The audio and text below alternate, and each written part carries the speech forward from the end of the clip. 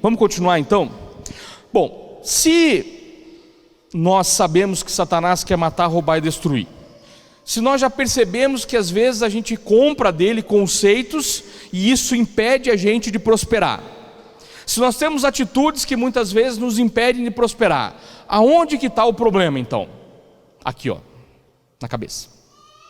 Nós temos algumas dificuldades que foram impostas para nós, ou pelos nossos pais, ou por palavras que foram lançadas, ou por decisões erradas que você tomou e hoje você não consegue prosperar da maneira adequada. Às vezes uma decisão errada que você tomou há 3, 4 anos atrás tem trazido um ônus financeiro para a sua vida tão grande que você acha que não consegue mais sair disso. Isso é uma mentira de Satanás.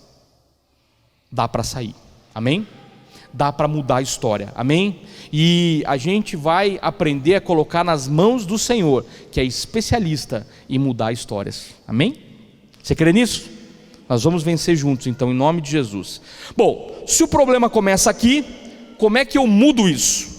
Minha filha me falou algo agora há pouco, eu falei para ela, vou te chamar para você falar sobre isso. Então vem aqui, por favor. Um entendimento que ela tem sobre isso que eu prego, mas que eu também prego em casa, né? Oi gente, tudo bem? Boa noite.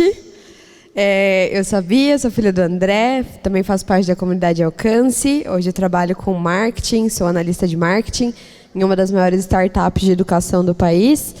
Perceba que a gente está dentro da educação, né? Pelo jeito a gente gosta disso.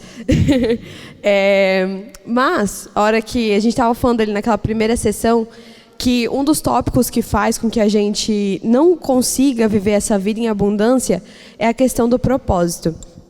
E falar de propósito para mim é super importante, porque eu venho de uma geração que busca com muita garra um propósito.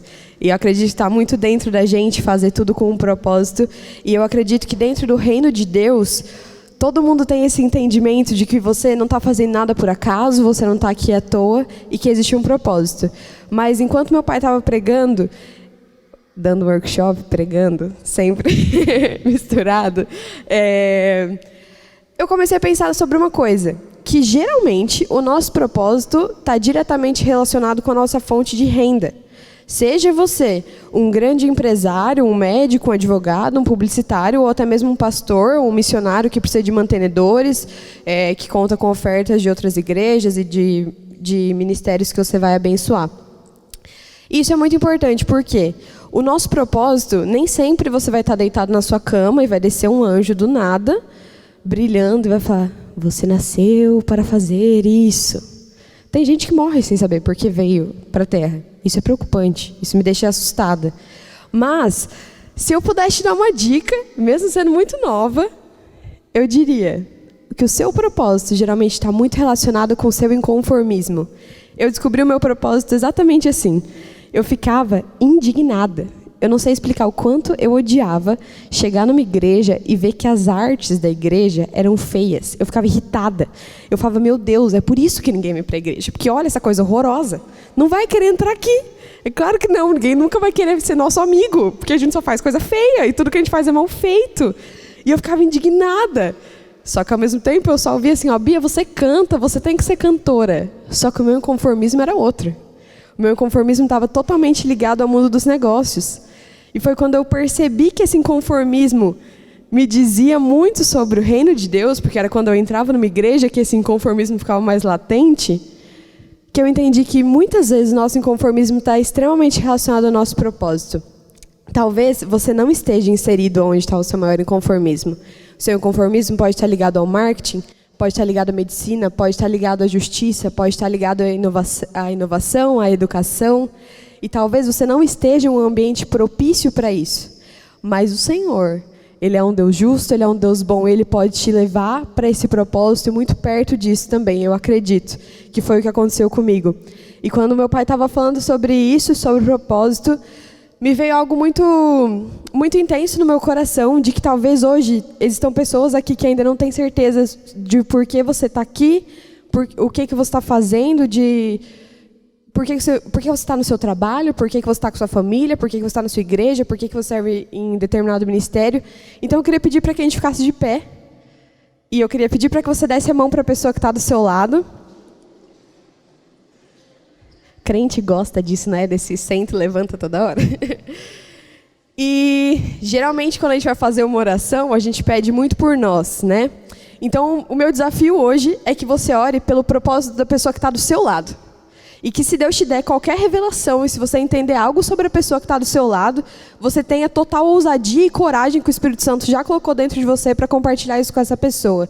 Então eu vou orar, mas eu gostaria que todo mundo orasse em voz alta enquanto eu oro sobre a vida da pessoa que está do seu lado, tá bom? Dos dois lados. Então vamos lá.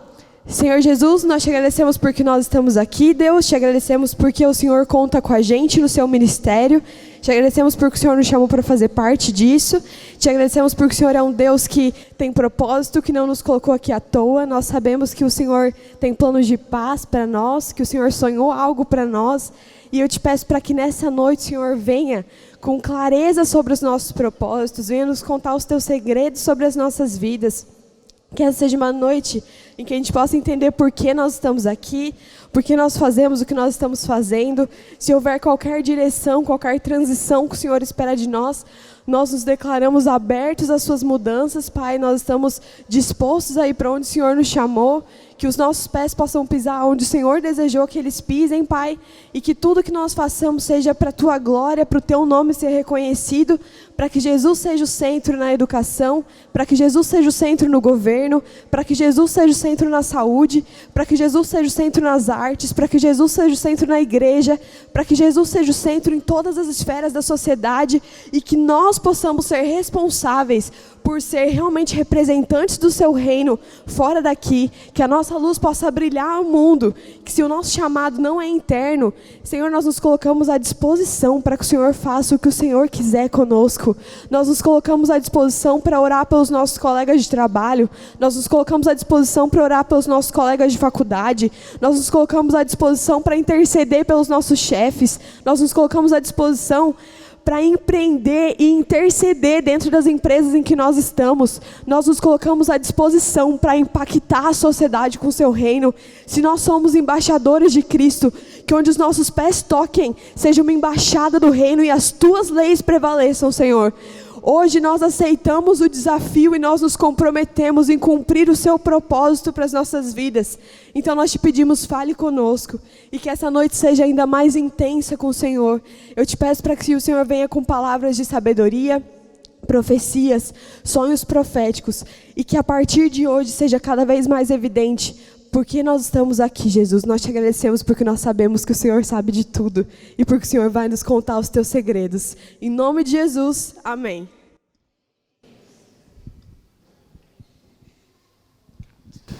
Podem se sentar. Alguma dúvida de que seus exemplos e as palavras que você profetiza em casa frutificam? Minha filha, junto com mais 6 autores, escreveram um livro chamado Intencionais. É um devocional, 365 dias de mudança na sua vida. Eles escreveram um livro e eu tive a oportunidade de estar no lançamento dentro da Livrarias Curitiba, que é uma livraria enorme lá em Curitiba, e eles estavam lançando o livro. Pensa num pai que ficou cheio de amor, cheio de alegria no coração, né? Eu fiquei muito feliz, sou muito grato a Deus por isso, porque a gente foi entendendo os nossos propósitos dentro de casa. Eu lembro de um dia quando minha filha estava terminando o ensino médio, ela falou assim: pai, eu quero tomar uma decisão, eu vou deixar o senhor muito feliz. Falei: filho, eu quero ser missionária. Aí eu falei: bom plano, depois que você me entregar o seu diploma da faculdade. Ela: o que, pai? Você prefere que eu fique numa faculdade do que eu vá servir a Deus? Eu prefiro que você fique na faculdade servindo a Deus. E foi o que ela começou a fazer. E aí o propósito começou a aparecer. Eu não impedi ela de fazer aquilo que Deus tinha preparado para ela, mas eu ajudei a orientar. Ela ficou brava, ela ficou triste. Eu fiquei uns 3 dias sem falar com ela, mais ou menos. Mas falei: Deus, o Senhor vai falar. E Deus começou a falar, e lá dentro ela começou a entender o processo do propósito dela. Amém? Vamos continuar? Então, se nós temos toda essa dificuldade de conseguir vencer essas mentiras, aonde que a gente tem que consertar o problema? Aqui, na cabeça, renovando a nossa mente. A palavra de Deus fala em Romanos 12:2 a seguinte declaração: e não vivam conforme os padrões desse mundo. Essa vai ser a parte A do nosso estudo. Mas deixem, é uma decisão, você tem que deixar, é uma decisão, mas deixem que Deus os transforme pela renovação da mente, para que possam experimentar, vivenciar, se deliciar com a boa, agradável e perfeita vontade de Deus. Amém? Isso é o que está na palavra. Vamos aprender a discernir um versículo? Eu falo muito isso. Você precisa ler a palavra de Deus e discernir. Eu uso um exemplo sempre, e você que já participou do primeiro seminário com certeza escutou eu falar isso. Conhecimento é bom, mas discernimento é melhor. Conhecimento é saber que tomate é uma fruta. Isso é conhecimento. Sabia disso? Tomate é uma fruta. Discernimento é saber que se você picar o tomate e jogar dentro da salada de fruta, você acabou com a salada de fruta. Você está entendendo a diferença? Conhecimento precisa ser aplicado com discernimento. Então nós estamos vendo um versículo e conhecemos esse versículo. Vamos aprender a discernir ele agora? O que fala a primeira parte? E não vivam, é uma instrução, é uma orientação, é uma direção que Deus está dando.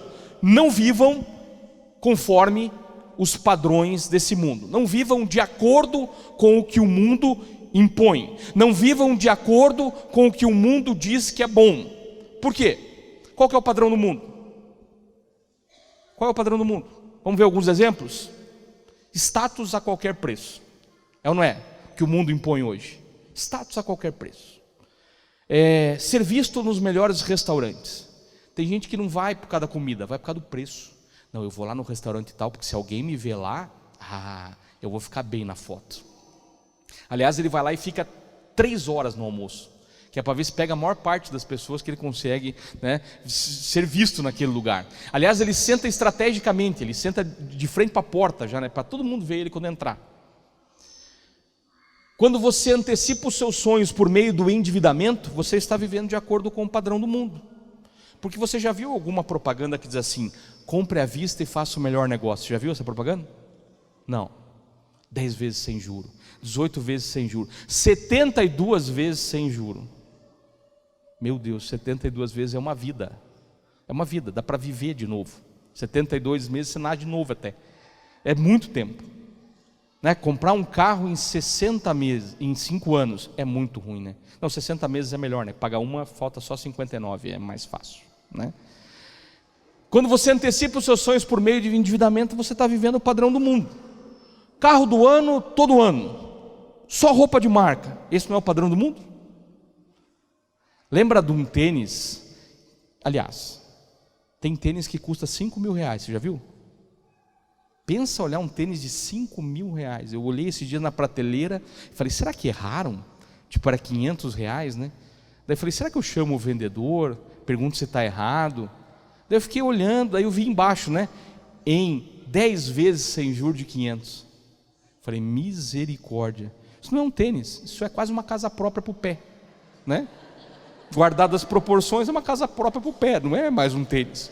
É patrimônio, você tem que lançar no imposto de renda. Comprei um tênis, imposto de renda, né? E o tênis custou 5 mil do meu patrimônio. É muito dinheiro, né? Carro do ano, todo ano. Não, tem que trocar todo ano. Sabe como é que é, né, André? Desvaloriza. E deixa eu te contar uma história. Você compra um carro zero, tira da concessionária, ele já vale 30% menos. Aí você ainda vai trocar ele no final do ano? É gostar de perder dinheiro, hein? Fala a verdade. É muita, né? Uma vida sendo curtida, né? É isso que a rede... Aliás, você já viu alguém na rede social sofrendo? Hoje eu acordei muito mal. Queridos, quero compartilhar com vocês que hoje eu estou triste, tudo deu errado na minha vida, eu estou até sem comer. É isso que está na rede social? O que está na rede social? Fui para Paris. É um bairro que tem ali, né, perto de Curitiba, né? As pessoas estão vivendo um padrão, querido, no Instagram, que eu não sei se a pessoa consegue manter aquele padrão. Ela faz uma viagem internacional e posta 25 anos aquela mesma foto. Tudo está bom na rede social, já viu? Tudo. Aliás, nas férias, você teve a sensação que todo mundo está de férias, menos você? Né? Mas lembra que sua mãe disse que você não é todo mundo, né? Fica tranquilo, né? Pô, tem alguma coisa errada. Mas você pode, porque é isso que a mídia fala, né? Você pode todas as coisas. O que o padrão do mundo fala? Mais uma aí, seja rico.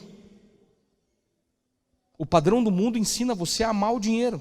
O padrão do mundo ensina você que quem tem dinheiro é feliz. Quem tem Deus é feliz, amém? Quem só tem o dinheiro, eu tenho muita dó. Conheço muita gente rica que não tem Deus e que é mais pobre que muita gente pobre que eu conheço. Está conseguindo entender? A pessoa é tão rica, que a única coisa que ela tem é o dinheiro. A família está destruída, os filhos estão perdidos, a única coisa que ela tem é o dinheiro. A Bíblia nos ensina a não confiar na transitoriedade da riqueza, e as pessoas ainda insistem. Vamos lá. O padrão do mundo é a venda da ansiedade. Nunca se vendeu tanto medicamento para depressão, ansiedade, como antes. Claro, todo mundo compra as coisas a prazo. Você fica ansioso para conseguir pagar a próxima prestação? Lógico que você vai conseguir consumir mais remédio. É evidente. Querido, quem não fica ansioso com um carnê que parece uma Bíblia? Se você consegue ter essa tranquilidade, querido, a gente tem que orar mais, inclusive, porque pode ser que tenha algum problema nessa história, né? Mas você pega um carnê que parece uma Bíblia e você olha para ele sem paz, você já está ansioso. A Bíblia nos ensina a não andar ansiosos com o dia de amanhã, certo? Aí você compra um carro em 60 meses. 60 meses você vai andar ansioso, porque você não sabe como é que você vai pagar. Você tem uma expectativa de achar que vai conseguir pagar. Mas se você perder o emprego, você já não consegue pagar. Se alguma coisa der errado, você já não consegue pagar. Então você começa a consumir remédios para depressão, e daqui a pouco você está em depressão mesmo, porque Satanás é desse jeito mesmo, ele vai vendendo esse conceito para você, e daqui a pouco você está doente, por quê? Estou com muito problema. Sabe o que é interessante quando a gente vai aconselhar casais? Às vezes a gente escuta coisas mais ou menos assim: eu quero me separar dele. Por quê? Não, porque ele é um grosso. Ele fala comigo, mas é uma coisa horrível. Ele é muito grosso. Mas ele sempre foi assim? Não, ele era um amor. Mas e o que mudou? Não sei. Mas quando que ele começou a ficar grosso? Não, foi logo que ele perdeu o emprego. Então é uma questão financeira. Você está entendendo? Perdeu a renda, daqui a pouco está brigando em casa. Porque tem gente que não quer falar sobre problema financeiro, né? A esposa chega e fala assim: amor, temos que falar sobre a luz, vai cortar amanhã. Não me fala hoje, senão não vou conseguir dormir. Tá bom. Daí no dia seguinte, a mulher com sabedoria fala: amor, hoje vão cortar a luz. Não me fala agora, senão não consigo trabalhar. Tá, mas vai falar que horas então? Né? Vai esperar cortar, né? Então a gente precisa conversar sobre o tema, a gente precisa falar sobre isso. E a gente precisa parar de ficar ansioso com a prestação. Prestação tem um objetivo: te deixar ansioso. E o segundo objetivo, sabe qual é? Que você não pague. Porque se você não pagar, você dá lucro. Porque Deus o livre, se você pagar tudo certinho, não dá para pagar um dinheirinho em cima de você.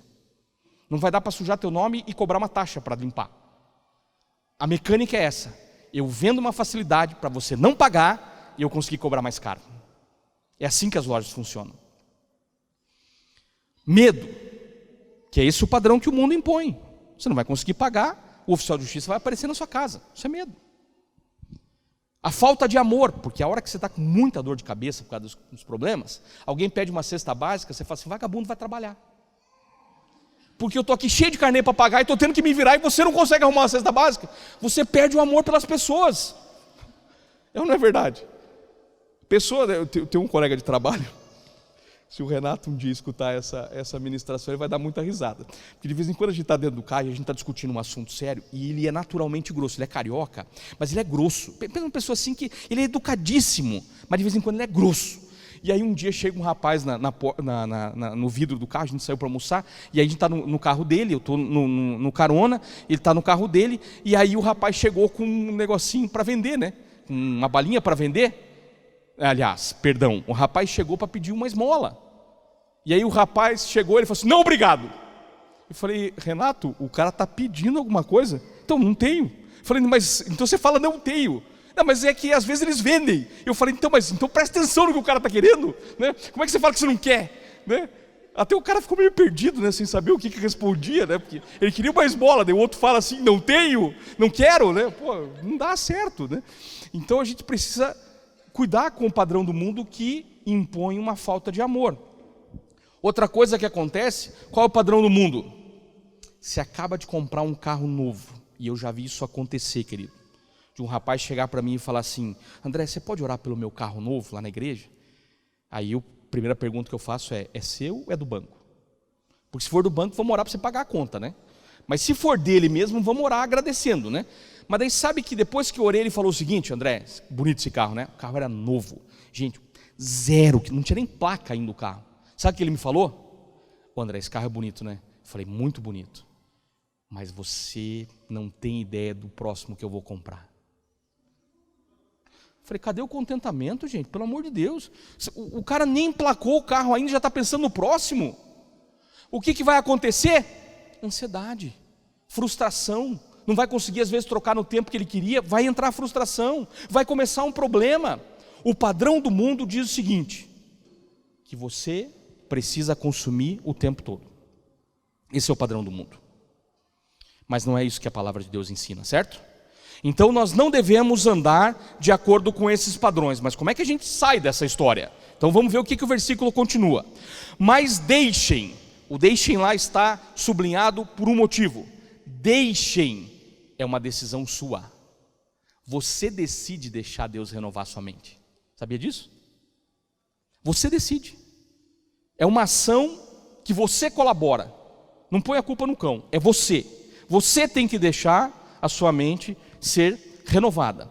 Aí a palavra diz assim: mas deixem que Deus, porque é só Deus, transforme pela renovação da mente. Você precisa decidir. Mas como é que eu decido renovar a minha mente?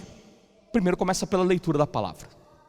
Quando você começa a ler a palavra de Deus, ela automaticamente vai gerar em você um relacionamento com Deus. Você começa a ler os versículos, você começa a ler a palavra de Deus e você começa a se relacionar com Deus. Quando você começa a se relacionar com Deus, isso automaticamente vai gerar em você intimidade e amor. Isso. E quando isso é gerado no seu coração, o amor é que lança fora o medo, 1 João 4,18. Então você começa a ler, essa leitura gera relacionamento, esse relacionamento gerado gera intimidade, que automaticamente gera amor. Gerou amor, lançou fora o medo. Sem medo vem a ousadia, 2 Timóteo 1,7. Deus não nos deu um espírito de covardia, mas um espírito do quê? De amor, poder e equilíbrio. Poder, amor e equilíbrio. Essas 3 etapas vão transformar você numa pessoa melhor. O poder que a palavra lhe fala é de você tomar decisões corretamente, de você andar de acordo com a vontade de Deus, de você ter relacionamento com o Senhor. O amor está lançando fora o medo e demonstra o seu amor por outras pessoas. Você cresce nessa área. E o equilíbrio te dá o quê? Tranquilidade para decidir, para não fazer loucura. Então, através da leitura da palavra, gerando relacionamento com Deus, vem o amor que lança fora o medo, e o medo, sem medo, você cresce em ousadia. E através do poder, amor e equilíbrio, vem isso, ó. Com isso vem a transformação da nossa mente, de forma completa e contínua, porque não basta uma vez só. Por isso nós precisamos ler a palavra de Deus todos os dias. Quanto mais você lê a palavra de Deus, por mais que você não ache sentido às vezes para aquilo que você está vivendo, a palavra nunca volta vazia, amém? Então se você gastar 5 minutos lendo a palavra por dia, querido, não tem erro, você vai ser transformado. Essa garantia eu tenho certeza absoluta, porque a palavra transforma, amém?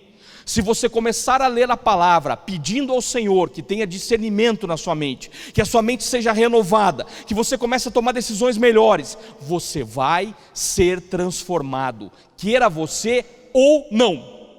André, mas como você pode falar isso? A palavra não volta vazia. Pode ser que ela não impacte a tua vida naquele momento, mas em algum momento, aquilo que está lá vai ser manifestado para a honra e glória do Senhor, porque nós somos criados para a honra e glória do nome dEle, amém?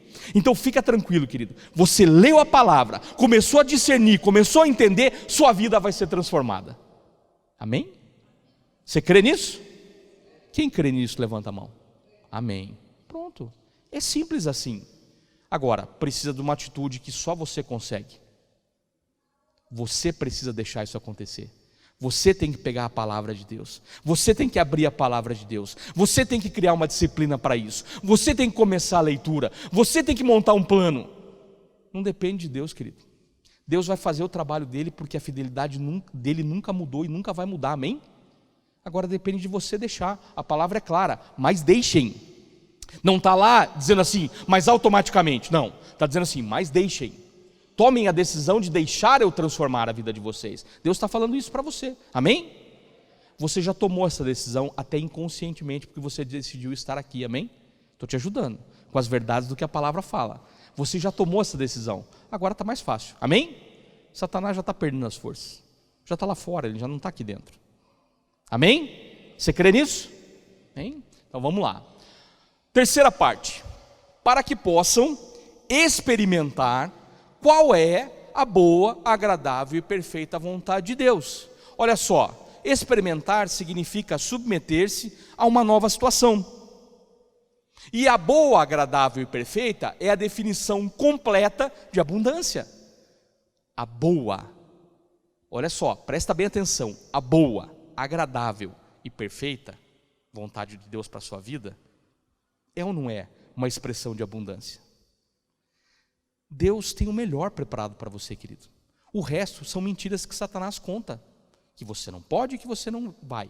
Mas isso é mentira, porque não é isso que Deus prometeu para você. Então nós precisamos começar a renovar a nossa mente com o quê? Gastando tempo na leitura da palavra.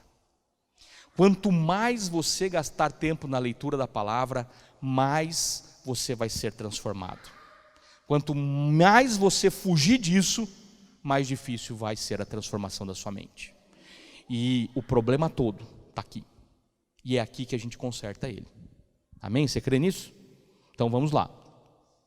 Existem alguns princípios importantes de crescimento que a gente precisa entender. Veja, lembra que eu falei para você que existe um padrão para as coisas poderem acontecer? Quando você começa a ler a Bíblia de maneira sistemática e você passa várias vezes pelos mesmos versículos, chega um tempo que você começa a entender que existe uma dinâmica. Para acontecer um milagre, tem uma dinâmica. Para acontecer uma cura, tem uma dinâmica. Para acontecer uma restauração dentro de uma casa, tem uma dinâmica. Então, quando você começa a perceber isso, você começa a entender princípios. E alguns desses princípios que eu fui aprendendo e fui praticando dentro da minha casa, eu vou trabalhar com você aqui. Mas veja que muito do que eu vou falar agora tem a ver com ordem. Você precisa estabelecer ordem na sua vida. Querido, eu quero que você abra a sua Bíblia. Nós vamos ler um texto rapidamente, mas para você entender como é importante o que eu vou falar. Abra a sua Bíblia em 2 Reis, capítulo 20. Olha que interessante o que essa palavra nos instrui. 2 Reis, capítulo 20, nós vamos ler a partir do primeiro versículo. Essa história conta de um rei que é curado de maneira extraordinária, com um propósito. Teve um propósito para ele ser curado. Vamos entender qual é esse propósito? Vamos aprender a discernir a palavra? 2 Reis capítulo 20, a partir do versículo 1. Por esse tempo, Ezequias adoeceu. Ele era um rei de Israel. Adoeceu de uma enfermidade mortal. O profeta Isaías, que era o profeta, filho de Amós, foi visitá-lo e lhe disse: assim diz o Senhor, ponha em ordem a tua casa, porque você morrerá. Você não vai escapar. Meu Deus, pensa alguém chegar na tua casa, bater na porta: querido, põe tua casa em ordem porque você vai morrer. Pô, que notícia horrível, para dar para alguém, Mas o rei, que tinha um relacionamento sincero com Deus, através dos antepassados, ele limpou a idolatria em Israel, ele estabeleceu um reinado através das palavras de que Deus ia instruindo ele. E então Ezequias, rei, virou o rosto para a parede. Ele estava então acamado, né? Ele estava doente, ele estava já num estado ruim. Qual era a ordenança? Qual era a ordem? Põe a tua casa em... Por quê?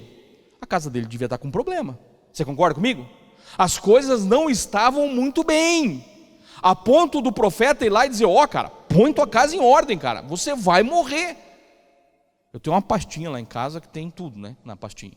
Como é que liga para o seguro, como é que transfere a casa, como é que acessa as contas. Por quê? Minha casa tem que estar em ordem, porque se eu não voltar para minha casa, minha mulher tem que se virar no dia seguinte. E eu não posso deixar isso, vamos ver como é que vai ser. Não dá para ser assim. Então, o profeta chega para ele, né, um emissário do Senhor, e diz: põe tua casa em ordem. Essa era a chave. Ele vira para a parede, né? Então vamos lá. Então Ezequias virou o rosto para a parede, orou ao Senhor dizendo: ó Senhor, lembra-te que andei diante de ti com fidelidade, com coração íntegro, e fiz o que era reto aos teus olhos.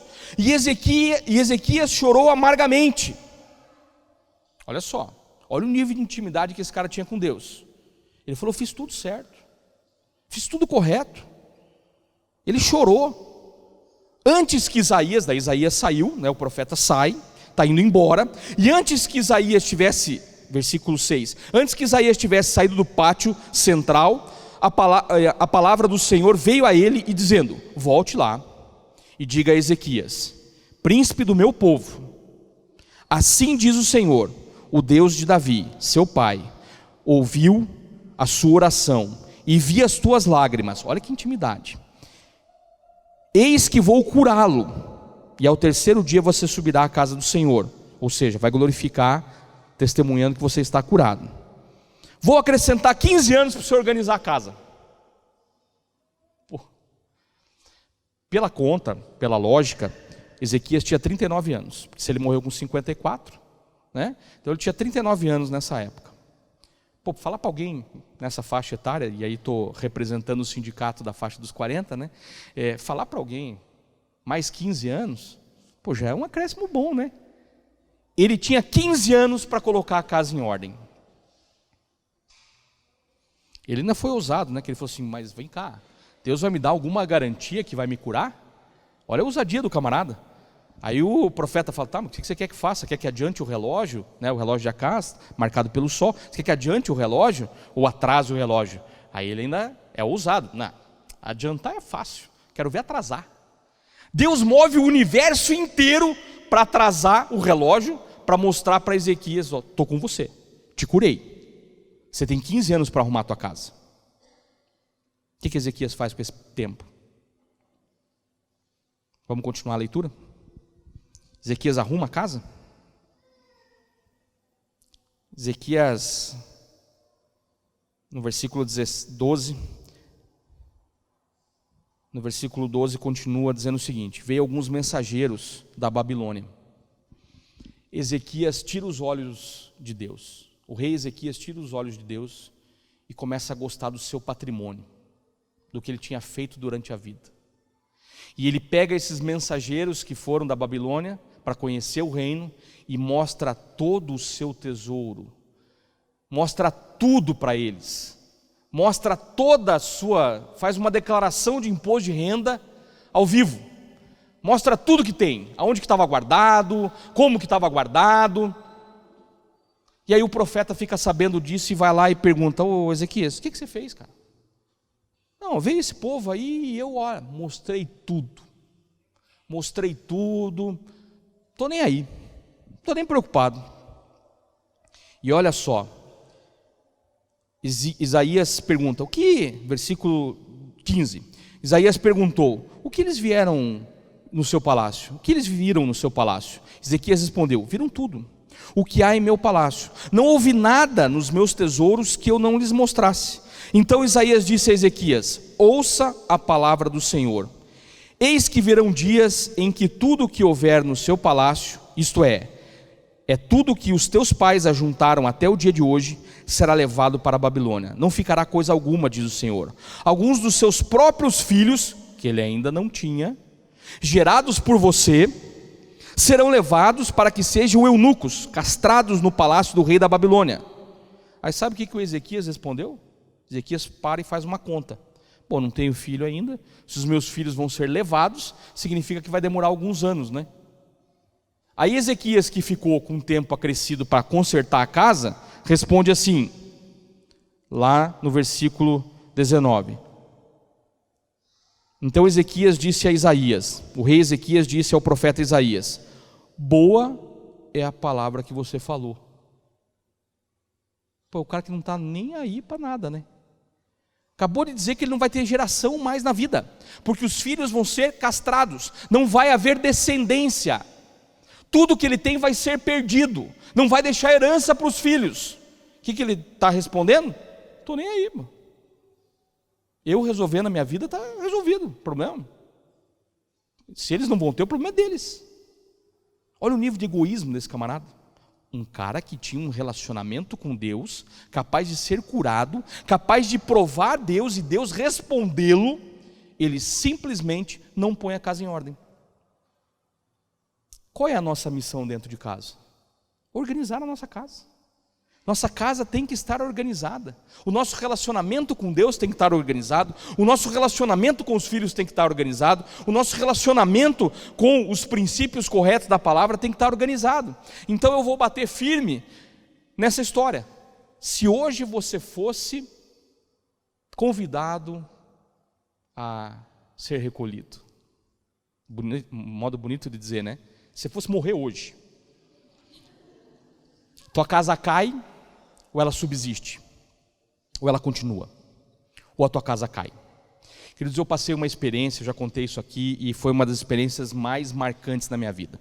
Uma vez eu estava lá na igreja, e eu além de tudo aquilo que eu faço, uma vez por semana eu dou um plantão lá na igreja. E eu estou lá, faz anos isso já, eu estou lá, e toco o telefone lá da secretaria, e tinha um velório para fazer. E você quando está no começo da carreira, você pega qualquer abacaxi pela frente, né? Velório? Não, eu faço, vou lá fazer. Então tá. Aí tinha um outro pastor lá, eu falei, vamos junto. Vamos junto. E quando a gente está indo para o velório, cara, começou a vir um desejo no coração de orar para o morto ressuscitar. Mas pensa num coração que começou a ficar assim, entusiasmado de ver um morto ressuscitar. E nós começamos a louvar dentro do carro, e nós vamos orar, e o morto vai ressuscitar, e vai ter lá umas 100 pessoas, porque a pessoa era importante, vai ter umas 100 pessoas, e essas pessoas vão se converter, e nós vamos glorificar o nome de Jesus, isso vai sair no jornal, vai impactar essa cidade, e glória a Deus e tal, e chegamos no velório. Chegamos no velório e procuramos lá, né, o Espírito Santo é maravilhoso, irmão, o Espírito Santo é maravilhoso. Quando a gente está lá aleluiado para orar, o Espírito Santo fala assim, pergunta para a viúva se pode. Eu respondi, né? Claro que pode. Quem que não quer ver o marido ressuscitar? Aí chegamos para a viúva, né? Olha, nós fomos lá da comunidade Alcance e pediram para a gente vir fazer um velório e tal. Mas assim, durante a vinda, né, todo mundo chorando e a gente alegre, né? E todo mundo ali, né, tá com aquela cara de choro. E durante a nossa vinda a gente sentiu de orar para ele ressuscitar. A mulher falou assim, de jeito nenhum. Você ri porque não foi com você. Querido, eu não sabia o que responder nessa hora. Aí veio um misto de frustração, com desespero total, né? Eu não sabia se eu batia na mulher, se eu tentava, né, num estilo agente secreto, vou por trás, eu oro, o cara ressuscita, a gente resolve isso depois, né, num relacionamento do casal. Mas a mulher ficou cercando a gente. A gente chegava perto do caixão, ela vinha junto. Tipo, não vou deixar esses caras orar de jeito nenhum, né? Daí na hora que a gente foi fazer mesmo a palavra, ela falou assim, cuidado, tá? Não, cara, eu me sentia numa situação que ela me leva a tirar uma faca e vai matar a gente se a gente falar alguma besteira. Né? A gente fez lá, né, no culto e foi embora. O que eu quero dizer com isso? Tem gente, querido, que se for hoje, a mulher ou o marido está dando graças a Deus. Fala, Senhor, que livramento. Muito obrigado, Senhor. Puxa, por que demorou tanto para recolher? Né? Querido, não pode ser assim, nossa casa tem que estar em ordem, amém? Isso é princípio financeiro de crescimento. Eu creio que você está entendendo, amém? Vamos trabalhar esses princípios então? Vamos lá. Você conseguiu entender que o que Deus queria que Ezequias fizesse era pôr a casa em ordem, certo? Ele fez isso? Não. O que aconteceu? O reinado que veio depois do filho dele, que começou a reinar com 12 anos, ele foi o pior rei da história. Ele acabou com o Estado de Israel. Ele reimplantou a idolatria, ele acabou com o culto ao Senhor. Foi uma desgraça. Você está entendendo um legado que foi deixado? Por omissão. E tem muito pai e mãe, infelizmente, omissos dentro de casa. Omissos com relação às finanças, omisso com relação à criação dos filhos, omisso com os princípios corretos da palavra de Deus. Mas nós vamos consertar isso em nome de Jesus, amém? Vamos em frente então. Alguns princípios de crescimento. Pastor Philip Murdock diz 2 frases no livro Ordem e Progresso que me chamam muito a atenção. O primeiro deles é assim, ó: a realidade é que crescimento, prosperidade e abundância são 3 coisas diferentes. Crescimento, prosperidade e abundância são 3 coisas diferentes. São diretamente proporcionais ao nível de ordem que você estabelece. O que a gente viu nesse texto? Não houve ordem. O que aconteceu? Desgraça. Se tivesse havido ordem, eu tenho certeza absoluta que a história terminaria diferente. Segunda frase que ele fala nesse livro que me chama muita atenção: onde há desordem, há retrocessos momentâneos. Quando há desordem na sua vida financeira, você retrocede. Quando há desordem no seu trabalho, você retrocede. Quando há desordem na sua vida familiar, você retrocede. O inverso é verdadeiro. Quando há ordem, há crescimento. Amém? Você consegue entender isso? Vamos em frente. Olha que interessante. Princípios de crescimento. Primeiro, tem a ver com lei natural. Primeira coisa que a gente pensa é que isso é espiritual, só espiritual, e eu só vou crescer espiritualmente. Não, querido. Existe uma lei natural para as coisas acontecerem, e também existe uma lei espiritual, sem dúvida alguma. Mas também existe um princípio de abundância, assim como existe o estabelecimento de ordem, e esses 4 princípios juntos estabelecem progresso na sua vida. O que diz a nossa bandeira? Progresso e ordem, né? É isso? Não. Ordem e progresso. Primeiro tem que haver ordem. E quando você vai estudar da onde tiraram essa frase, você vai descobrir que um francês escreveu sobre isso. Sobre o estabelecimento de ordem que gera um ambiente necessário. Auguste Comte, que foi que escreveu essa frase, ele diz que para que haja, na verdade, quando há o estabelecimento de ordem, há uma base para que possa haver o progresso. Não vai acontecer do nada.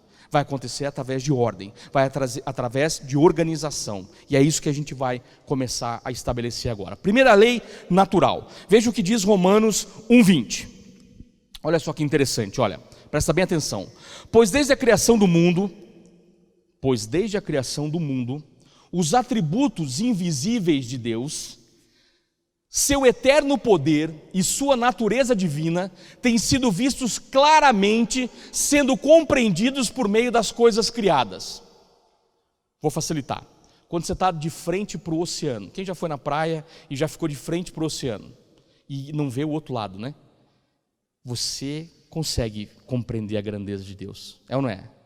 Quando você vê o sol brilhando, você consegue compreender a grandeza de Deus. Quando você vê a chuva caindo, você consegue compreender a grandeza de Deus. Quando você vê uma planta germinando, você consegue entender que existe uma ordem para todas as coisas. Você está conseguindo entender isso? Então, olha só, a lei natural é: nós precisamos aprender a entender todas as coisas que o Senhor criou, para que a gente possa entender que existe uma lei natural. Veja, no início, quando você vai lá ler em Gênesis, o que você vê? No começo, não tinha nada. Através de uma palavra foi criado. Então houve uma ordem para os acontecimentos, a ponto de no último dia o Senhor descansar. Depois foi estabelecido ordem. O homem deveria governar, seria mordomo, deveria estabelecer nomes sobre aquilo que foi criado. Existe um funcionamento, existe um padrão que a gente precisa começar a acompanhar. Então a lei natural está estabelecida, ela existe. A lei espiritual também, mas olha só que interessante, 1 Coríntios 15:46, não foi o espiritual que veio antes, mas o natural, Depois dele, sim, veio o espiritual. Então você precisa compreender que tem uma parte que é você que faz da história e outra parte que o Senhor vai acrescentar. Amém? A parte da ordem é você que estabelece. O extraordinário é só Deus quem faz. É só Deus quem cria. Mas sem ordem não há extraordinário. Vamos lá. Princípio da abundância. Olha o que fala lá em Gênesis 17:2. Estabelecerei a minha aliança entre mim e você, e multiplicarei muitíssimo a sua descendência. Deus gosta de multiplicação, amém? Pô, a gente é fruto de multiplicação? É ou não é? Ou você não nasceu de um pai e de uma mãe? Você está entendendo? Nós somos frutos da multiplicação. Aliás, nós geramos multiplicação. É ou não é? Deus gosta de multiplicação. Ele multiplicou a alegria numa festa quando transformou água em vinho. Ele multiplicou pães e peixes para alimento. Ele multiplicou recursos financeiros na vida de uma mulher que estava pobre. Ele multiplica o seu talento. Ele multiplica as suas capacidades. Ele multiplica a misericórdia todos os dias quando renova ela pela manhã. Amém? Você consegue entender isso? Deus ama a multiplicação. Então nós temos que aprender a ser fiéis no pouco, para que haja multiplicação no muito. Amém? Então entenda que existe um princípio de abundância. Assim como existe o estabelecimento de ordem. Olha o que esse versículo fala, 1 Coríntios 14:40. Mas tudo deve ser feito com decência e ordem. E aqui eu divido a minha palavra em duas. Se eu fosse falar sobre decência, nós ficaríamos os próximos 2 dias falando só sobre decência. Tá? A ética, responsabilidade, a eficiência da decência, como ela precisa ser implementada, de que maneira a palavra nos ensina a ser decentes naquilo que a gente faz. Nós teríamos conteúdo de monte. Eu só consigo falar de ordem hoje. Veja que a palavra nos instrui que tudo, não é algumas coisas. Você está lendo algumas coisas lá? Não, né? O que está escrito? Tudo. Mas tudo deve ser feito com decência e ordem. Amém? Então existe o estabelecimento de ordem. Vamos em frente. Vamos trabalhar só então ordem. Ordem de organização, não é ordem de mandamento, é ordem de organização. Tem uma diferença grande. Não é ordem de instrução, é ordem de se organizar, de fazer bem feito alguma coisa. Ela gera transformação. Por que ela gera transformação? Olha que interessante. Lembra que eu falei da bandeira, né? Quando você está passando por uma rua, digamos que entrasse em vigor uma lei que removesse todos os sinaleiros da cidade. E cada um decidiria se passava ou não na esquina. O que ia acontecer? Quem trabalha com oficina mecânica aqui? Alguém trabalha com oficina mecânica? Ninguém. Vocês iam dar glória a Deus o dia todo. Porque o que ia chegar de carro batido lá ia ser impressionante. Pensa numa lei que ia beneficiar aqueles dois ali. Eles iam ficar milionários do dia para a noite. Por quê? Porque todo mundo ia passar achando que o seu direito estava valendo. Não, eu cheguei primeiro. Quando tem preferencial já não dá ruim? Imagina sem sinaleiro. Não, eu passei porque era a minha vez de passar. Mas quem disse que era a tua vez? Não, eu. Não, mas acho que era a minha vez. Não, era minha. Eu estou falando que era minha. Cara, ia virar uma confusão.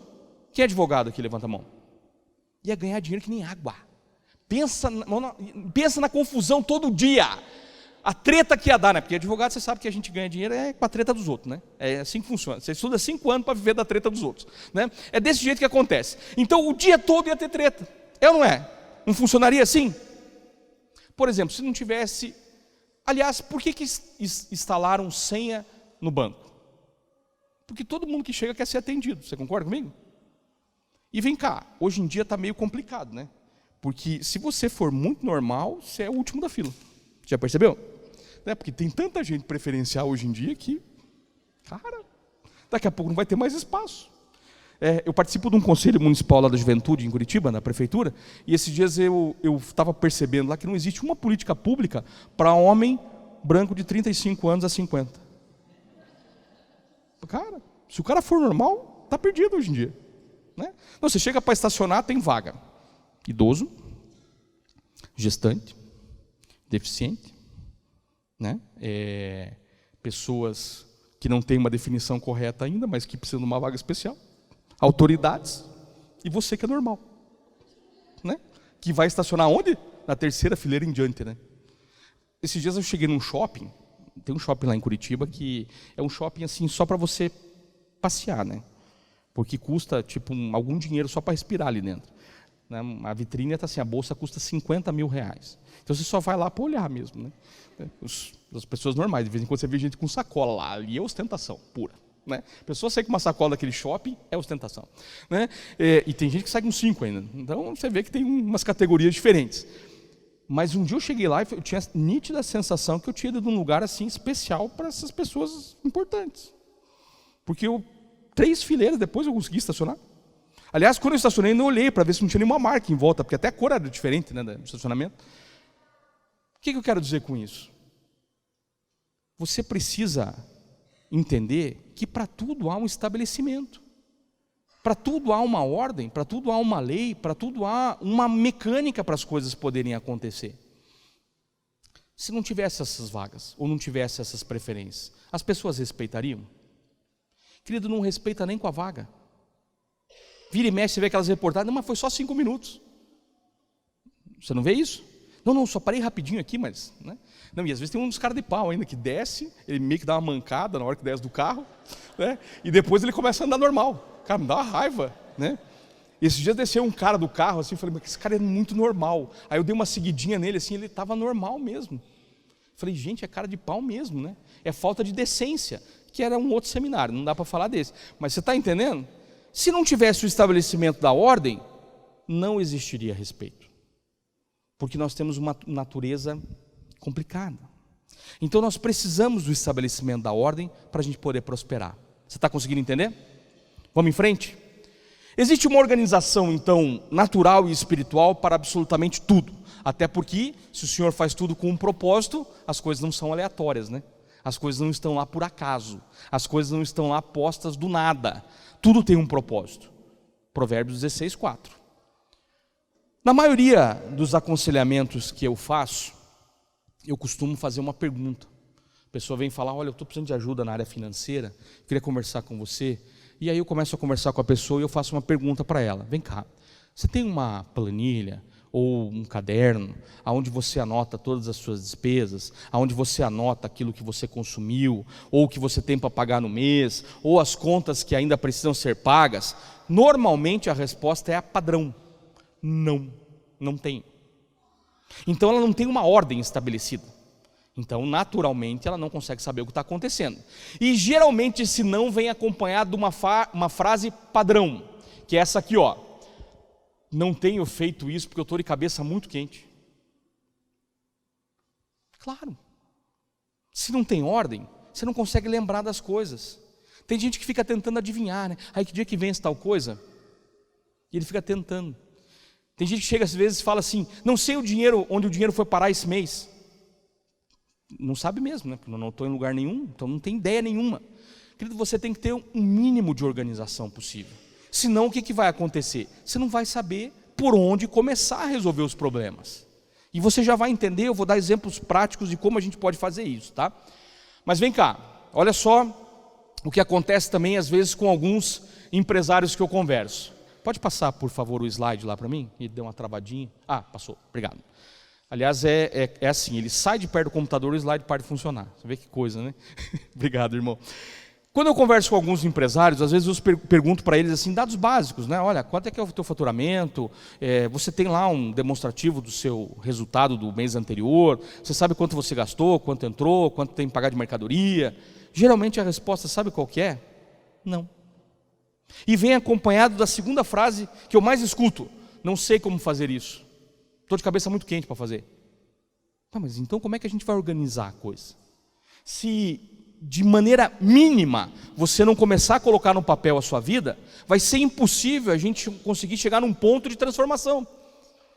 Vamos fazer um exercício amanhã de manhã. E ele vai requerer de você colocar no papel algumas coisas. Fica tranquilo que você não vai precisar prestar nenhuma conta disso. É você e Deus. Mas se nós não começarmos a organizar de forma mínima as nossas finanças, vai ser impossível prosperar. Querido, não estou amaldiçoando você. Não estou lançando uma palavra de peso sobre você. Estou lançando uma verdade. Se você começar a anotar as suas despesas, você em 3 meses começa a perceber o que está acontecendo na sua vida. Porque você começa a descobrir que ou você está comendo muito fora, ou você tem alguma coisa que você pode ajustar. E a maioria das pessoas fala: olha, não tenho que ajustar, não consigo ajustar mais nada. Eu ganho muito pouco. Então o problema é a renda. Veja, se você já não consegue ajustar mais nada, você já fez todo o pente fino que você tinha para fazer, chegamos num problema chamado renda. E tem gente que acha que a renda não é um problema. Não, é isso que eu vou ganhar o resto da vida. Não, querido, vamos mudar isso então, né? Vamos conseguir transformar essa situação. Não, André, mas como é que transforma isso? Fazendo um curso, talvez. Não, mas eu tenho que ter dinheiro para fazer o curso. Eu já não tenho dinheiro para pagar as contas. Como é que eu vou ter dinheiro para fazer um curso? Então, querido, se você continuar nesse ciclo, sabe o que vai acontecer? Não vai ter transformação. Vai chegar uma hora que você vai ter que mudar essa história. E só depende de você. É uma questão natural, para daí acontecer os extraordinários de Deus. Eu lembro de uma situação recente. Uma moça comentou que ela estava com uma dificuldade bem grande, não conseguia pagar as contas, a situação estava dramática e ela queria mudar aquilo, né? E eu falei assim: você já pensou em mudar de emprego? Ela falou assim: não, mas aí é muito difícil, né? Porque eu vou ter que procurar um emprego novo e como é que eu vou fazer para mudar esse emprego? Eu falei: você já orou sobre isso? Porque se você não consegue pagar suas contas com esse trabalho, você precisa aumentar a tua renda. É uma questão lógica. Você já cortou tudo que tinha para cortar? Já. Você já fez todo o pente fino que tinha que fazer? Anotou todas as suas despesas? Já. Tem como economizar no aluguel? Dá para mudar para um lugar mais barato? Não, já fiz isso. 3 vezes, inclusive. Já estava ficando dramática a situação. Qual que era a verdade? Tinha que aumentar a renda. André, mas como é que eu faço para aumentar a renda? Eu falei: faz um curso. Tenta melhorar algo na sua vida. Daí ela falou assim: mas será que isso adianta? Eu falei: consulta a Deus primeiro. E ela orou e resolveu fazer um curso. No primeiro dia do curso, ela conhece uma mulher que fala assim para ela: eu tenho procurado uma pessoa com o teu perfil. Você quer vir trabalhar comigo? Daí ela pensou: puxa, eu orei, eu me matriculei no curso, eu fiz a ordem. Agora vem o extraordinário. Quanto é o salário? Daí a mulher falou: tanto. Era 3 vezes mais do que ela ganhava. Você está entendendo o extraordinário agora? O extraordinário Deus provê, querido. Entenda isso, pelo amor de Deus. O extraordinário Deus provê a partir da sua movimentação. Se você não se mexer, querido, vai ficar igual. Se ela não se inscrevesse naquele curso, ela não conheceria aquela mulher e ela não teria a oportunidade de bater na frente. A mulher falou: eu queria uma pessoa com o seu perfil, mas com a capacidade desse curso. Então vamos estudar junto esse curso, mas você já vem trabalhar comigo. Ela e a chefe. Veja, tinha um monte de funcionário naquela empresa querendo andar com o chefe. Ela passou a estudar com o chefe. Você está entendendo como é que Deus faz? É tipo José, né? Chega uma hora que o faraó falou assim: vem cá, tem alguém aí que você conhece para resolver esse meu problema? Daí de repente o faraó olha: Deus está me, estou olhando aqui, não tem ninguém com sabedoria igual a você. E aí José é colocado naquele lugar. Querido, se você der passos, vai acontecer mudança, amém? Se você não der passos, não vão acontecer mudanças. Bom, vamos continuar aqui. Olha que interessante. Sem organização é impossível prosperar adequadamente em qualquer coisa. No seu trabalho, na sua família, nas suas finanças, em absolutamente tudo, no seu ministério, no crescimento com Deus. Portanto, não há progresso sem ordem. Isso já está ficando claro. Você concorda comigo? Agora olha que interessante. A ordem precede a criatividade. Gênesis é um livro criativo. Quando você lê, e eu quero que você entenda uma coisa: existem 2 tipos de milagre. O milagre que é estabelecido por necessidade, é aquele que Deus liberalmente vai fazer um milagre na sua vida. E existe um milagre participativo, que é aquele que você contribui para que ele aconteça. E Deus nos capacitou para contribuir com ele. Você crê nisso? Amém? Vou te explicar por quê. Deus nos deu criatividade, Deus nos deu inteligência, Deus nos deu discernimento, Deus nos deu decisão. O que a gente faz com isso às vezes? Joga fora. Então nós precisamos aprender com a palavra o que Deus fala sobre ordem. Toda vez que existe criatividade na palavra de Deus, existe ordem. Salmos 33, 6, 9 diz assim, ó: os céus por sua palavra se fizeram, e pelo sopro de sua boca o exército deles. Ele ajunta um montão de águas do mar, em reservatórios encerra os abismos. Que em toda a terra tema o Senhor, que tremam todos os habitantes do mundo, pois Ele falou e tudo se fez, Ele ordenou e tudo passou a existir. Amém? Está claro para você que ordem é uma coisa importante? Veja, Ele ordenou e as coisas aconteceram. Tá, André, onde é que eu aplico isso na minha vida? Criatividade não consiste em ter boas ideias. Criatividade é a capacidade de multiplicar, frutificar ou gerar algo que se multiplica. O que eu quero dizer com isso? Tem gente que tem excelentes ideias. É uma pessoa iluminada de ideias, mas ele não termina nada. Não prospera. Às vezes as pessoas vêm conversar comigo e falam assim: André, eu tenho uma ideia fantástica. Olha, isso que eu pensei revoluciona o mercado. Eu falo, que legal. Você já tem um plano disso escrito? Sabe o que a pessoa normalmente responde? Não, mas está tudo aqui na cabeça. Querido, isso não funciona. Você precisa começar a praticar esses planos. Você precisa começar a colocar no papel as coisas, para que a sua criatividade seja acrescentada. Porque quando há ordem naquilo que você faz, Deus gera criatividade em você. Amém? Porque Deus é um Deus criativo. Você crê nisso? Sim ou não? Querido, basta você dar uma olhada no mundo que você percebe a criatividade de Deus. A quantidade de espécies de planta, a quantidade de espécies de pássaro. Nós todos aqui somos totalmente diferentes. Só existe uma digital para cada pessoa no mundo. Você acha que isso não é criatividade? Isso é excelência, né? Porque precisava registrar cada um desses. O Senhor sabe fazer as coisas com criatividade. E Ele é o Pai da criatividade, amém? Agora, só gera criatividade em você se existe ordem. Como é que começa essa ordem? Você já experimentou chegar no seu trabalho e dar uma arrumada na sua gaveta? Organizar as suas prioridades do dia? Uma vez a minha filha me falou assim: pai, você sabia que quando a gente tem uma lista de coisas para fazer e a gente faz aquele check, né, aquele finalizei, aquilo libera endorfina? Eu falei, sério, filha? Ela falou, sério, eu vi um estudo que fala sobre isso. No dia seguinte, eu anotei tudo que eu tinha para fazer e passei o dia fazendo assim, ó, tá, querido, mas passei um dia bom, cara, bom. Eu fui resolvendo todas as pendências do dia, pá. Querido, isso é organização. Organização gera criatividade. Você está entendendo?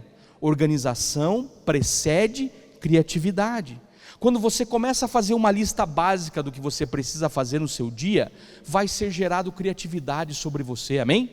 Você consegue entender isso? Quando você arruma a sua gaveta, gera ordem na sua cabeça. Tem nesse livro, Ordem e Progresso, o pastor Philip Murdoch que conta uma história de um almirante da Marinha que foi fazer um discurso para uma formatura, né, de jovens jovens cadetes ali que estavam se formando, e ele diz o seguinte, que se você quer ganhar o mundo, comece arrumando sua cama. Aí perguntaram para ele por que daquela fala, né? Ele falou o seguinte: quando eu arrumava a minha cama, eu estabelecia um nível de ordem para a minha vida durante aquele dia. Quando eu organizava a minha cama, que tinha que ser perfeita, porque se um oficial entrasse lá e minha cama não estivesse perfeita, eu teria que fazer ela várias vezes. Então eu aprendi a ser eficiente o mais rápido possível, eficiente e eficaz o mais rápido possível, para que a minha cama ficasse bem feita. E aquilo gerava na minha cabeça ordem. Aquilo gerava na minha cabeça sequência. E todo o meu dia era pautado por aquilo. E assim é a nossa vida. Se você vai dirigindo para o trabalho, alucinado, furando sinal, despreocupado com o trânsito, tomando um café junto, comendo uma rosquinha e trocando de marcha, teu dia vai ser uma desgraça. Porque você não estabeleceu o mínimo de ordem para aquele dia. Se já acordou atrasado, esqueça a ordem naquele dia.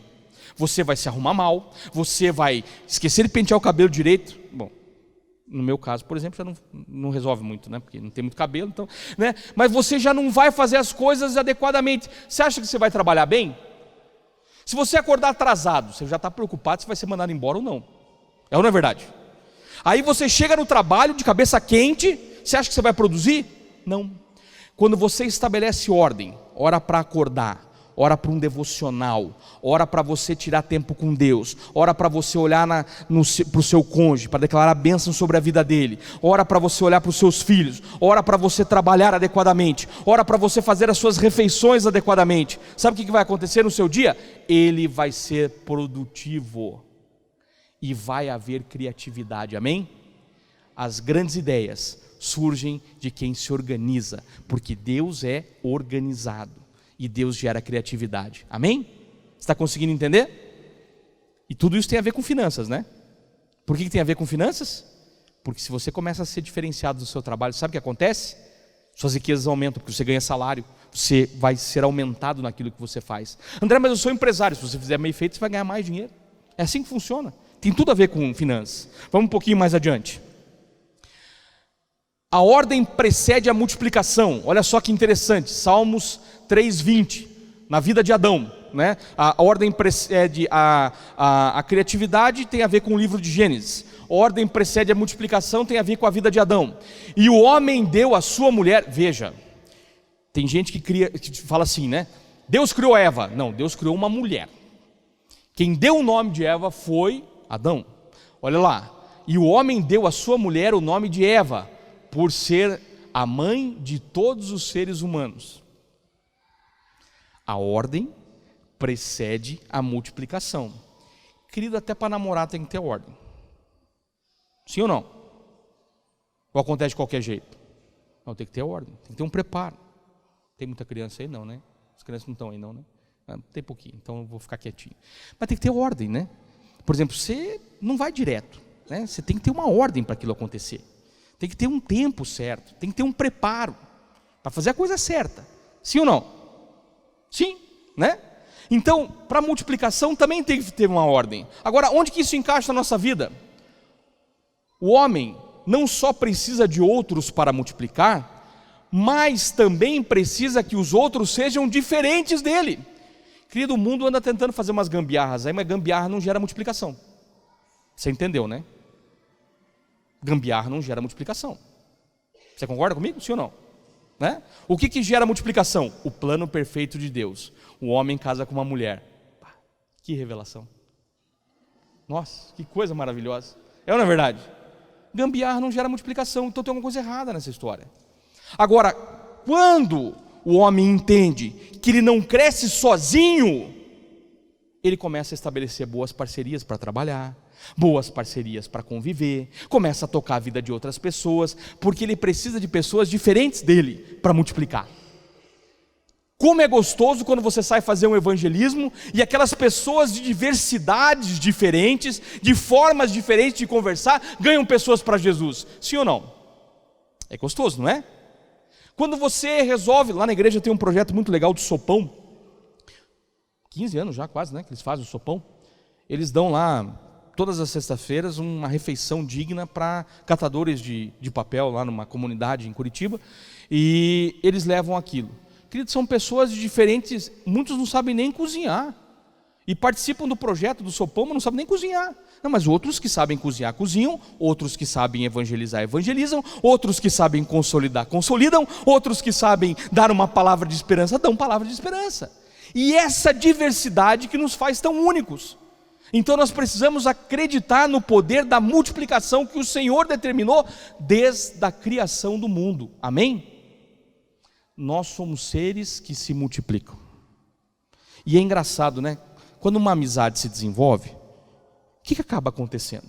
Multiplicação, né? As duas aí são amigas. Multiplicar o quê? Tempo.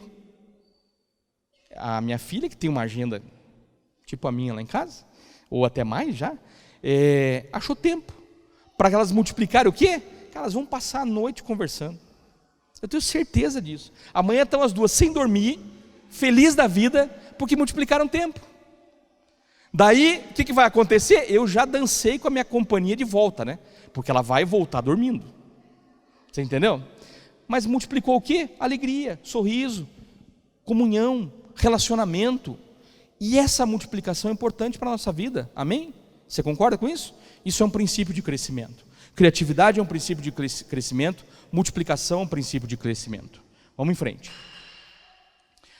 A ordem precede a visão. Moisés recebe uma incumbência interessante, né? Tirar o povo do Egito. Foi fácil fazer isso? Teve que estabelecer ordem, sim ou não? Claro, muita ordem. Vou abrir um parênteses aqui, vou contar uma história que eu aprendi esses dias, fantástica, sobre a história de Moisés. Sabe que tem pessoas que leem a palavra de Deus e conseguem não encontrar revelação. Conseguem ler a palavra de Deus e transformar aquilo numa maneira seca. E um pregador que esteve lá na igreja contou uma história quando ele estava no seminário, e aquilo me chamou muita atenção. Da forma como você precisa enxergar a palavra. Diz que ele foi para o seminário e tinha um professor que dava aula, que tudo ele trazia para uma questão lógica. Tudo ele falava assim, não, isso não foi milagre. Isso foi lógico porque aconteceu isso, aconteceu aquilo e tal, e diz que os alunos ficavam meio quietos. Mas um dia diz que ele está lá apresentando a passagem de Moisés, quando Moisés vai atravessar o mar, e aí ele começa dizendo, olha, esqueça essa história de milagre. Não teve milagre. Quando Moisés foi atravessar, naquele horário, naquela altura do rio, a altura da água era de 10 centímetros. Daí diz que um aluno gritou, glória a Deus! Aí diz que o professor parou a aula, né? Falou, não, peraí, acabei de falar que não tem milagre. Ele, não, professor, que revelação tremenda! Aí ele falou, não, você não está entendendo, querido, olha, não tem revelação, era 10 centímetros de água, as pessoas conseguiam passar a pé. Não, o senhor não está entendendo, Deus com a criatividade dele, Deus matou um exército inteiro em 10 centímetros de água. Querido, quando você quer ver revelação, você enxerga a revelação. Agora quando você quer ver nada, você enxerga nada. Aquele aluno estava vendo o quê? Deus agindo, não importa a circunstância, amém? Querido, você tem que começar a olhar para a palavra de Deus, não importa a circunstância. Onde não há revelação divina, o povo se desvia. Mas como é feliz quem obedece à lei. Amém? Você está conseguindo entender? E veja, criatividade é gerada por ordem.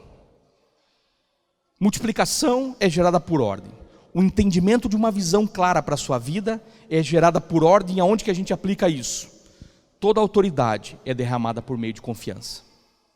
Você quer autoridade na área financeira? Seja confiável. Deus quer derramar mais sobre a sua vida. Mas deixa eu te fazer uma pergunta.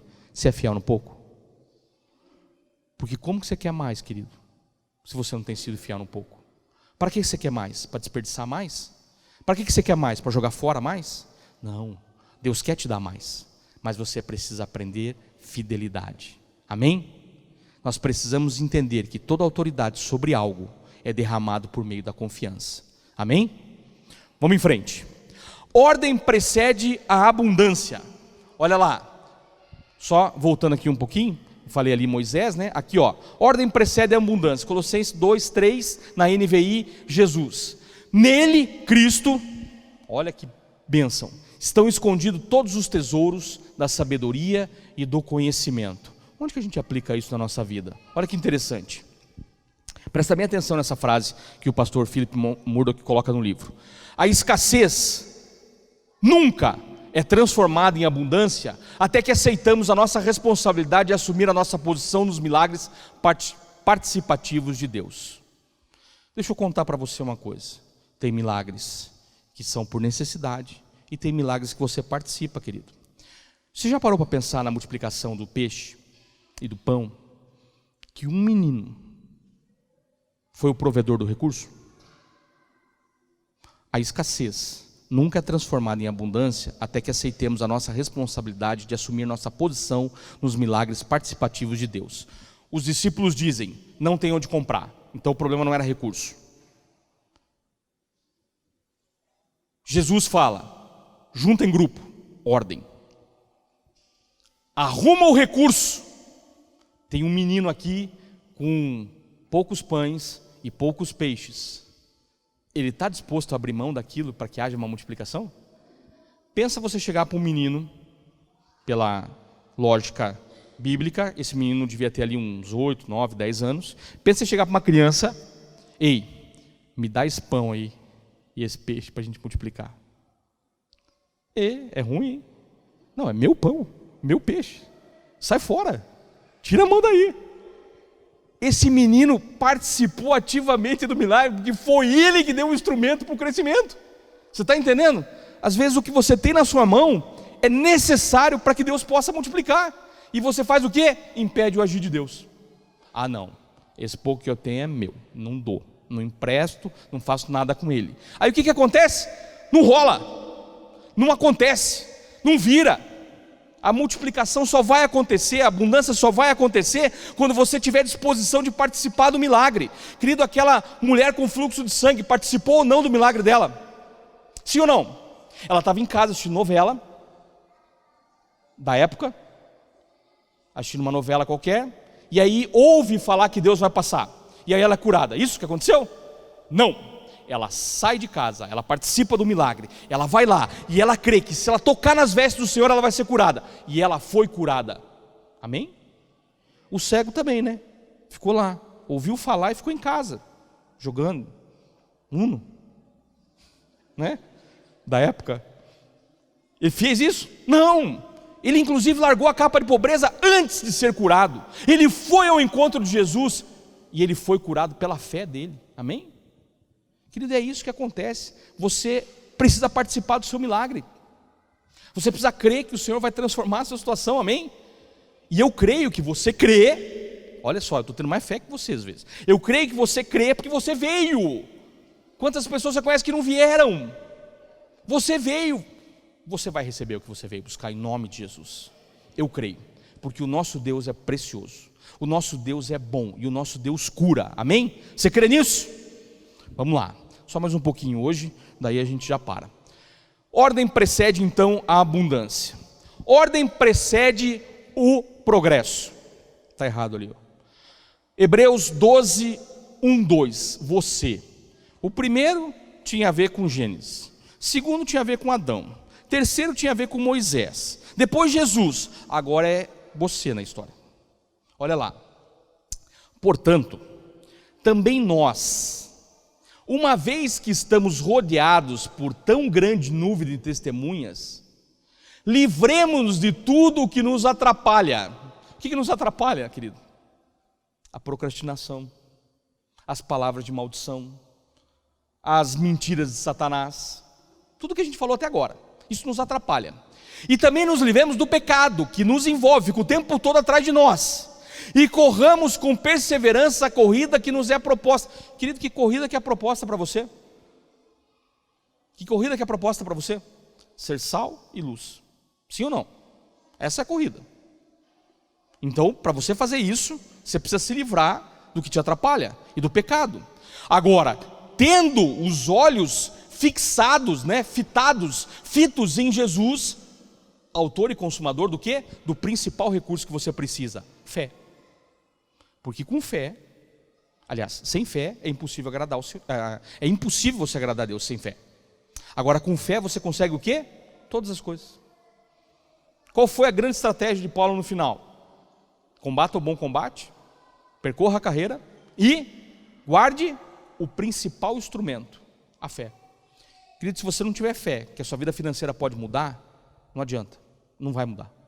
Agora, se você tiver fé que daqui a pouco o seu nome está limpo, que daqui a pouco você pagou todas as suas dívidas, que daqui a pouco você vai começar a abençoar pessoas, a sua vida financeira começa a mudar. Porque você precisa gerar isso no seu coração, precisa gerar isso na sua mente, e com passos certos que nós vamos trabalhar amanhã, você vai conseguir essa transformação, amém? Você crê nisso? Nós vamos conseguir sair desse lugar, eu creio em nome de Jesus. A abundância virá nas áreas da sua vida, presta bem atenção, onde há ordem. Querido, você já percebeu que de vez em quando você encontra pessoas que o camarada na vida familiar é uma bênção? Você olha para aquele casal, você parece uma propaganda de margarina, a família. Você já viu? Você lembra daquela propaganda de margarina que tinha? Que a família era perfeita? Lembra? Como é que era o nome da margarina? Quali, né? Nossa, era linda aquela propaganda, né? Às vezes eu tomo café lá em casa, né? A gente tem o hábito de sair muito cedo de casa. Eu começo a trabalhar às 7 horas da manhã para poder parar às 5 da tarde, né? Então eu começo mais cedo. Então às vezes eu tomo café na panificadora. Mas quando tomo café em casa é aquela confusão, irmão. Pegou o negócio? Cadê isso aqui? Não sei o quê. Cara, cadê aquela propaganda de margarina, né? Não acontece na nossa casa isso, né? Mas você já viu gente que parece que é uma propaganda de margarina? Mas daí na vida financeira o negócio não vai. Ou no trabalho o cara fica mudando de trabalho de 6 em 6 meses. Porque tem gente que espera completar o período para o seguro-desemprego e já perde a conta, né? Ou já faz de tudo para ser mandado embora, só para ganhar o dinheirinho do seguro-desemprego. Aí depois não sabe por que a vida não prospera. Ou fica fazendo acordo, fica fazendo rolo. Não tem como, né? A abundância virá nas áreas da sua vida onde está estabelecido ordem. Onde não está estabelecido ordem, Deus não age. Porque a palavra nos diz que tudo devemos fazer com decência e ordem. Deus vai contra princípios que Ele mesmo estabelece? Jamais. Deus nunca vai contra os princípios dEle. Então, se não tem ordem, por que Deus vai abençoar? Pensa o seguinte: você briga com o seu cônjuge que parece aquele desenho do Tom e Jerry. Aí você quer que os seus filhos sejam abençoados. De que jeito, querido? Porque não há ordem na sua casa, não vai haver ordem na vida dos seus filhos. Nós lemos a história do rei Ezequias. O que aconteceu no final? Uma desgraça enorme. Por quê? Porque ele começou a olhar para as riquezas e se tornou egoísta. Ele tirou os olhos de Jesus, de Deus, e ele começou a vislumbrar o quê? Eu resolvo meus problemas em 15 anos, o resto que se lasque. E tem gente vivendo a vida assim. Se acontecer alguma coisa, o problema é deles. Eu, esses dias atrás, tive uma discussão teológica com uma pessoa. A pessoa falou assim: eu não vou deixar herança para os meus filhos. Eu falo: mas então você está indo contra a Bíblia, porque a Bíblia fala para a gente deixar herança para os filhos. Não vou deixar herança, porque senão vira uma bagunça. Eles vão começar a brigar pelo meu patrimônio. Eu falei: pô, você já está declarando isso? Você já está profetizando que vai dar rolo? Não, mas é que é assim que acontece na maioria das famílias. Eu falei: nas famílias desestruturadas. Porque na minha eu vou deixar herança e já vou deixar no nome de cada um, da maneira certa, transferido para cada um deles, da maneira correta. Blindagem patrimonial, qualquer coisa consulta o doutor lá que ele ajuda, não é verdade? E a gente tem que fazer isso. Agora, se você não se prepara, querido, como é que você quer ter uma próxima geração abençoada? Querido, eu pretendo deixar herança para os filhos dos meus filhos. Amém? Você devia pensar nisso também. Então você está dizendo, André, que tem que ficar rico a qualquer preço. Não estou dizendo qual é a herança. Vocês viram uma parte do meu legado aqui falando. Essa aqui já é uma parte da minha herança. Talvez os títulos dos meus livros daqui a alguns anos, em direito autoral, possa ser uma herança. Talvez a casa que a gente mora seja uma herança. Talvez a próxima aquisição patrimonial seja uma herança. Mas mais importante que uma herança é um legado. E o legado que eu quero deixar é: meu pai, ele era animado, combatia um bom combate, não fugia, ele lutava.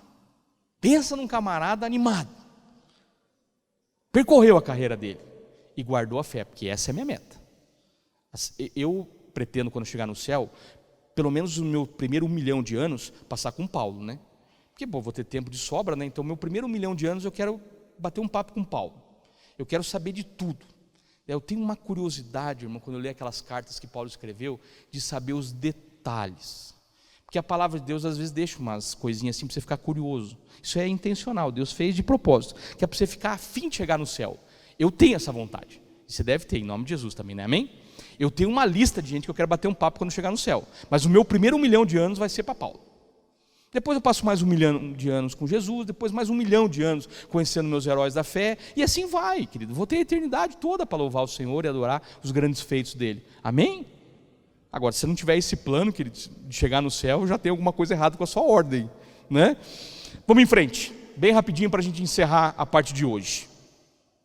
Quando debruçamos sobre a palavra de Deus, nós vamos perceber que muitas passagens nós vamos encontrar um padrão de estabelecimento de ordem e organização para que haja avanço. É interessante isso. Eu quero só dar um spoiler do que nós vamos ver amanhã.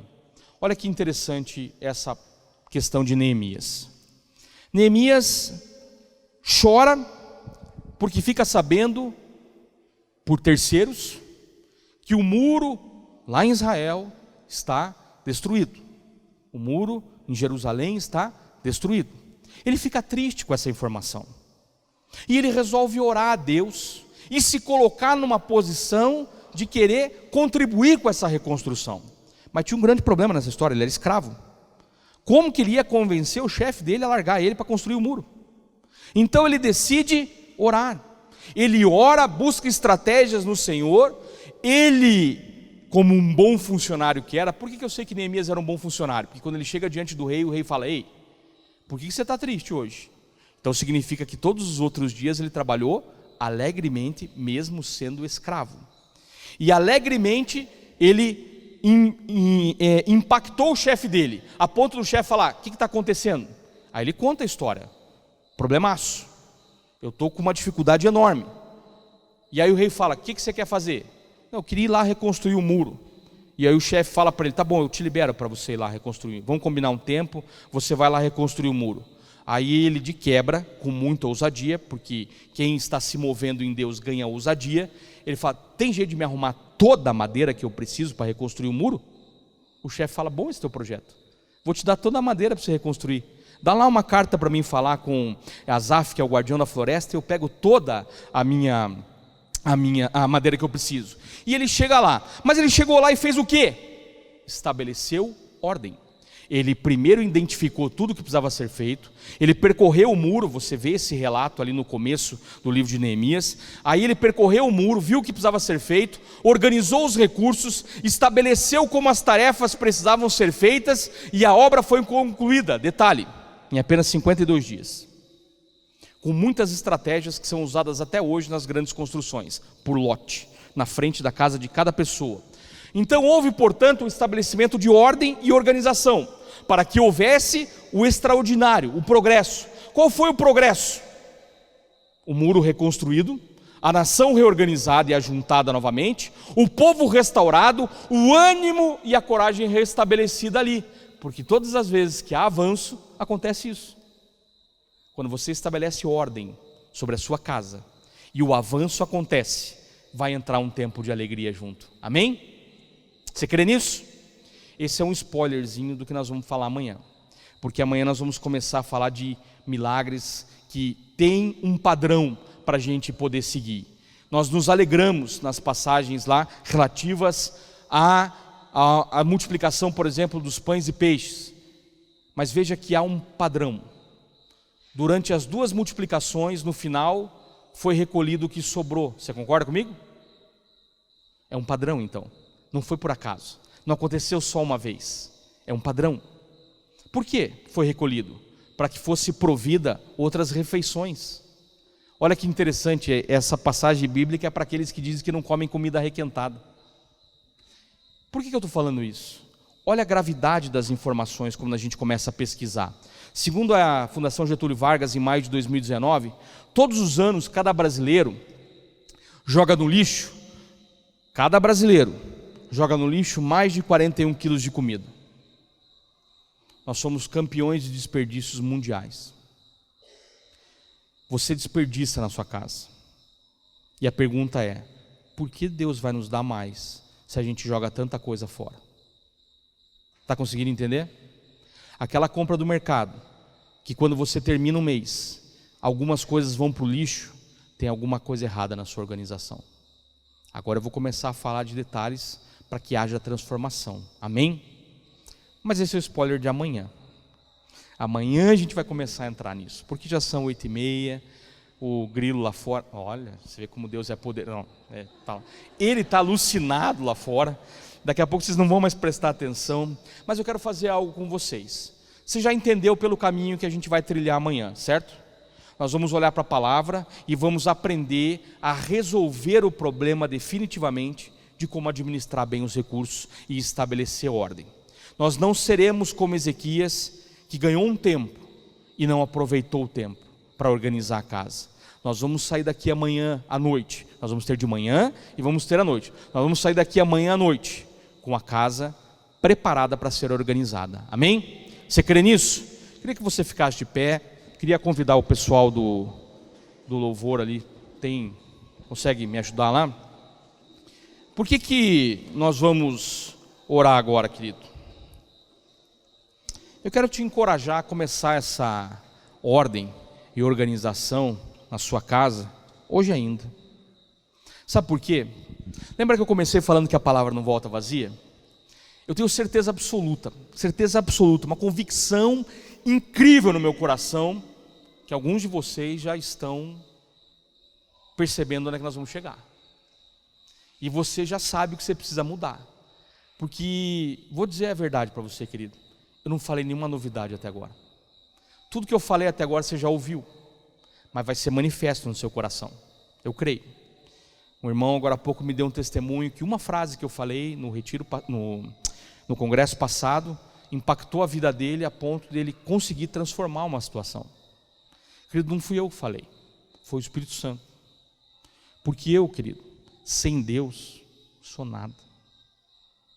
Todo o meu currículo não vale nada sem Deus, porque eu creio que Deus me capacita. Agora, o que Ele gera no coração de vocês é que realmente traz transformação. Então eu quero orar com você e quero que você deixe o Espírito Santo começar a trabalhar nas áreas, feche os teus olhos, baixa a tua cabeça, nas áreas que você precisa de transformação. Comece a lembrar que talvez você precise arrumar a cama amanhã, que talvez você precise arrumar a sua gaveta segunda-feira no trabalho,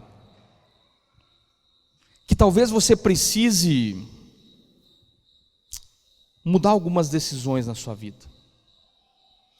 Talvez você hoje precisa sair daqui com o seu coração preparado para uma transformação, mas você vai ter que dar alguns passos ainda hoje. Talvez o que você precise declarar no seu trajeto até a sua casa, para o seu cônjuge, é que vocês precisam juntos lutar por uma transformação. Talvez você comece a gerar no seu coração hoje um sonho lindo de limpar o seu nome. E esse deve ser um alvo maravilhoso. Talvez você precise hoje tomar uma decisão difícil, de começar a abandonar alguns hábitos que atrapalham sua vida. Querido, você recebeu uma carga de vários versículos bíblicos, talvez você tenha anotado, talvez não, mas a palavra está dentro de você. Então quero começar uma oração para que a palavra seja manifesta na sua vida. Nosso Deus, nosso Pai, nós queremos clamar a Ti agora, Pai, te agradecendo, Pai, por esse tempo, te agradecendo pela vida de cada um que se dispôs a vir até aqui. Pai, eu quero agradecer pela liderança dessa igreja, Pai, que entendeu que princípios precisam ser declarados, que princípios precisam ser pregados, que princípios precisam ser compartilhados, e estabeleceu esse tempo de ensino, esse tempo de transformação, esse tempo de entendimento bíblico, entendimento de prosperidade correta. Eu quero te pedir, Pai, que abençoe essa casa, prospere essa casa, aumente ainda mais os lagares deste lugar, Pai amado. Senhor, eu quero te pedir pela vida financeira de cada um dos meus irmãos aqui, Pai, que hoje ainda, Pai, o Teu Espírito Santo possa começar a agir, Pai, não trazendo incômodo, nem peso, nem dor de cabeça, mas sim uma manifestação maravilhosa de vontade de mudança, de vontade de transformação. Que nada que foi dito aqui traga peso, mas sim revelação da Tua palavra, Pai. Senhor, nós queremos te pedir, Pai, que o Teu Espírito Santo possa começar a agir de maneira sobrenatural. E querido, eu quero te fazer um convite. Talvez você já esteja sentindo isso agora, talvez você já esteja conseguindo entender isso. Eu queria te convidar a dar um passo de fé. Eu queria te convidar em ousadia, porque o amor lança fora o medo, de você sair do seu lugar e vir aqui à frente. Nós vamos orar juntos.